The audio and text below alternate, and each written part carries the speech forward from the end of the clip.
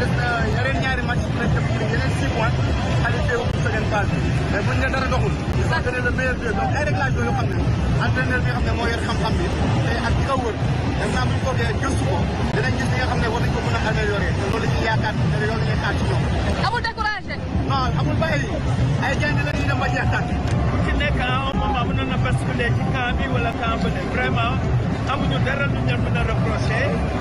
Bon, la Hollande aussi, c'est pas une petite équipe, ils sont de grands joueurs comme nous. Bon, xam naa beneen yoon les deux autres matchs li ñu gis daal mën nañu am nañ ci yaakaar bu baax quoi. D'abord dañuy sant yàlla tey boo xoolee match bi tey maîtriser nañ ko boo xoolee jël nañ ñaari bi yoo xam ne bokkul woon sax si match bi mais dañuy sant yàlla rek xam na ne donc des nañu ñaari match yoo xamante ne nii il faut que ñu gagné ko donc duñu découragé donc bien vrai que nag compétition boo koy démarré boo démarré par une victoire day tax équipe bi gën a am confiance mais terewul ay gaynde lañ donc dinañu relever donc 2 matchs yi des ñu def pour gagné ko pour génn premier tour incha allahu rabbi quoi. mu ngoog kon muy supporter wu Sénégal ya nekk foofule ca Qatar doon addu ci micro Sadio Abibou Ka fii ci réew mi itam supporter yi fi nekk addu nañu ci kon match bu njëkk bi li nga xamante ne Sénégal kon mujj caa am ndam ñenn ñi jàpp ni Aliou Cissé faw rek mu xolaat tànneef yi muy def ñeneen ñi jàpp ni li des ci compétition bi xëy na daañ ci am ndam ñu ond ci ak micro trottoir Mohamed Diop. C'est pas mal joué nañ ak philosophie boo seetloo Pays-Bas ñëw na respecté Sénégal ñu football bu yoxosuñu. match bi moom waruñu woon am défaite quoi pour man selon moi quoi parce que yow football nga ba première mi-temps yaa ngi géré deuxième mi-temps bi di nga entamé baax na dem nga ba 30 minutes yaa géré match bi bëri ay occasion comprendre mais boo demee ba 85e minute jëloo bi comprendre nga yaa am ay occasion di raté mais taxawal nga géré match bi nga match nul quoi pour man. man léeg-léeg laa am lu may Ibrahima quoi muy Aliou Cissé changement yi da nga koy kii quoi da koy kii mooy loolu gis nga changement boo koy def c'est pas loo xam ne da nga koy programmer si match bi jeu bi ngay lire daal di xool xam kii bi ni ngay def changement kii boobu noonu Crépin bu sorti Crépin boobu nekkul woon foofu yoon Crépin da nga koy zélo 10 da nga koy zélo 10 Iliman Ndiaye tey masam la woon pour mu wane boppam tey si match bi. Boulaye Dia mi ngi ci matcham ba ko bu joué Crépin doxul génne ko Iliman Ndiaye mi ngi toj nekk ci match yi maanaam ci jour yi gën a dox ci équipe nationale Iliman Ndiaye da cee bokk mais dugal ko mu joué. fet bu metti loolu waaye bu bettee ndax Sénégal moom mooy champion ci Afrique kenn ki lee di ab manager sportif di Silma Soumaré moom daal dina ci àddu la muy sàkku ci Aliou Cissé mooy mu xoolaat tànneef yi muy def laataa ñoo dem ci match bi nga xamante ne moom moo nar a dox ci diggante Sénégal ak Qatar ñoon di ceeg moom. na certes parce que ñun ñëpp yaakaaroon nañ ne au moins même bu dee Sénégal lu gagné tey sax au moins mu génn match nul mais malheureusement dañ ñu door 2-0 mais compétition bi jeexul parce que tey moo doon premier match bi des na ñaari match.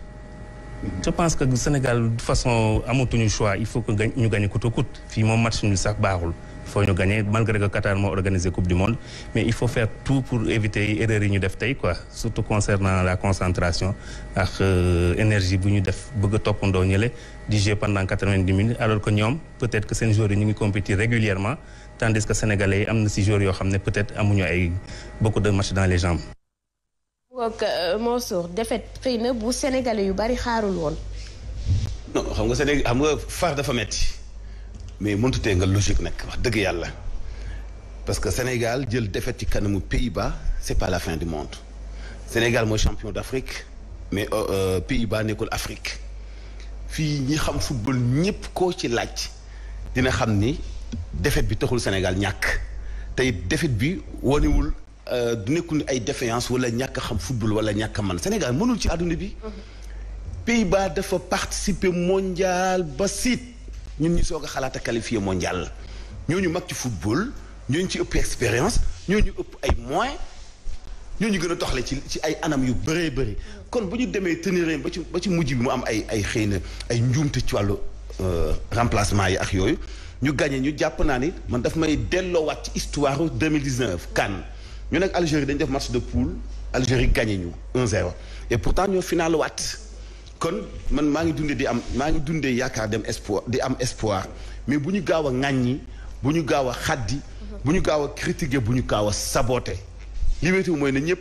bennoo bi ñu defoon nañu continuer def ko ñaax suñu gaynde yi bañ a décourager booy yi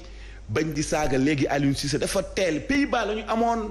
waaye Pays-Bas du ñeexu ñebe kenn ci wàllu football gars yi nañu logique ñoom itam nag nañu jàng histoire footballu Pays-Bas jàng histoire footballu Sénégal.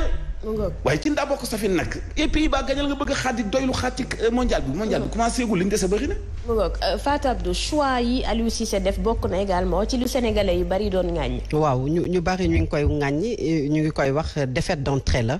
c'est tout à fait normal que mu metti sénégalais yi mais ñu comprendre ni ko Mansour waxee que dañu jàkkaarloo ak équipe boo xamante ne def na 3 fois finaliste coupe du monde 15 matchs yoo xam ne 11 victoires 4 matchs nuls donc amul ten équipe boo xamante ne daanaka 2001 ba tey tenir nga ko en échec muy favori nag bokk ci équipe favori yu coupe du monde bi nga xamante ne ñu ngi doon jàkkaarloo ak moom léegi nag terewul wax nga ko am na ci yoo xamante ne waroon nañu ko mën a xoolaat bu baax a baax ci li nga xamante ne moom la ñu déparé ci match bi bokk na ci li nga xam ne moom mooy 10 dernières minutes Sénégal ñël ci 2 buts loolu je pense que war nañu ci mën a taxaw bu baax a baax li nga xam ne moom moo doxul day erreur de jugement et d'appréciation yi nga xam ne ci diggante Koulibaly ak Pape Abdou Cissé am na ci premier but bi deuxième but bi également marquage serré boo xam ne Koulibaly waroon na ko def ci Depay defu ko ak yeneen yoo xam ne war nañu ko xam léegi nag leçon lay doon pour Aliou Cissé parce que dañuy dem jàkkaarloo ak le pays hôte muy ki nga xam ne mooy Qatar bi nga xam ne dafa daje ak Équateur mu dóor ko 2-0 ñu war a dem suñu deuxième match ak moom donc ça veut dire que dafa jógee ci défaite dina ko préparer bu ñu fa jógee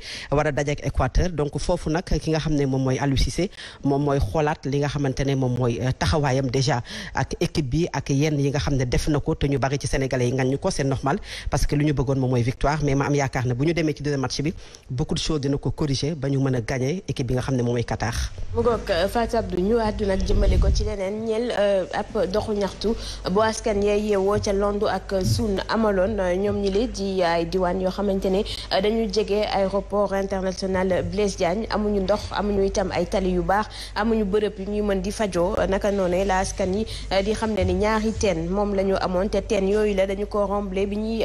defal liggéey bi ñeel terre bi ñoon ci ak Cheikh Ahmed Tidiane Seck ak Mansour Ndiaye. noonu tàngaay ak poussière dox lu tuyeesu juróomi kilomètre ci ay piste latérite dale ko seen village Landu ba ca ay BD. fii ma taxaw di aéroport 4500 hectares la séeréer si ñoo ko jox état Sénégal yëpp te kii wër aéroport bi tey ñoo gën a ñàkk gën a sonn gën a souffrir gën a misère liy développé dëkk di indi relation muy ndox muy yoon courant bi itam da lay def ay ree mën na nga dem sax nga wasin ci biir sareet bi loolu jàmm la gis ngeen yoon bi nu mu mel jël nañu lépp lu ñu war a am léegi ñoom nañ ñu defal kay. fukk ak ñett ci ay village ñu duppe leen zone sud askan yooyee jëbbal nguurug Sénégal ay junni ci seeni suuf ngir mu dalal ay projet waaye bi nii furas dara lañu sañtul ci seeni dëkk. impacté ko ba pare dig ñu ne dinañu utal ndox balaa ñuy commencé seeni travaux encastré suñuy teen ub teen yi ak ay grillage tere population bi dem teen yooyu kese ci lañ daan tuturloo plus de 6 mois 7 mois presque yoo xamante ne ndox ñun xamuñu fan lay jugee ndox mi ñuy jox sax xamuñu ndoxu lan la. midi jot na mais am na citerne yoo xamante sax wàccaguñu. doxu ñaxtu bi amee ci dal ànd nag ak farlu ak takkute bu ay ndaw ay soxna ak ñi seeni at féete kaw ñoom ñooñee dox ci yoon yu sori niki ale bi ba ci retour bi. village yoo xam ne ñaari teen képp yi ñu amoon xañ nañu leen ko te ba tey ndox mënuñu ko am. ñu jël décision xañ leen ko manque de respect c'est un gouvernement mais maa jàpp ni yu mel nii tooñ la goo xam ni dafay gën a yee li ñuy wax injustice sociale ci dëkk bi amul benn autorité bu ko war a seetaan amul lu ko gën a nekk farata pour aw askan wu am ndox bu fekkoon woon ni ñi sàkkal pexe teen yi ñoo fa gasoon teen yi mais fekk nit ak seen ay teen indi leen robinet ak fi jamono toll nga sàkkal pexe seen ay teen ba ñuy def ay manifestation askanu lëmm mar après yow mi leen jiite di leen administrer nga mën a tëdd nelaw yandoor dama foog ni da nga am problème te ñii duñu askan wu tuuti bari nañu mag ñiy génn di dox ci naaj wi pour di ñaxtu mais appel bi may lancer toujours mooy ndaw yi nga xam ne ñoo cosaanoo ci village yooyu nañu joxante loxo jàppalante jéem a trouver solution le plus rapidement possible bañ a seetaan seeni yaay bañ a seetaan seeni ay papa bañ a seetaan seeni ay jigéen ñuy dund souffrance bi xawandoom bu dajaloo wat weex foog ñu góorgóorlu parce que ñun dañu am ay njiit yoo xam ne taluñu ñu de ña nga Qatar yëguñu sax ni ñee mar nañu malheureusement. mu ngoog Fatou Abdou bu weesoo ndox bi sax gis nañu ko ñoom soriwuñu aéroport bi teewul amuñu tali amuñu également bërëb yoo xamante ne bu ñu feebaree fa la ñuy dem. déjà li ñu fi wax yépp ce sont des choses yoo xam ne dafa bokk ci dundu askan xam nga déjà bu fekkee ne yow amaana amoo foo xamante ne fa ngay laabalee sa bopp muy ndox c'est important parce que xëy na dañ ciy xalaat naan ak sangu mais fa ngay laabalee sa pour jaamu yàlla fa nga xamee ne yenn saa yi da nga koy soxla ci say besoin primaire la bokk mënoo ko am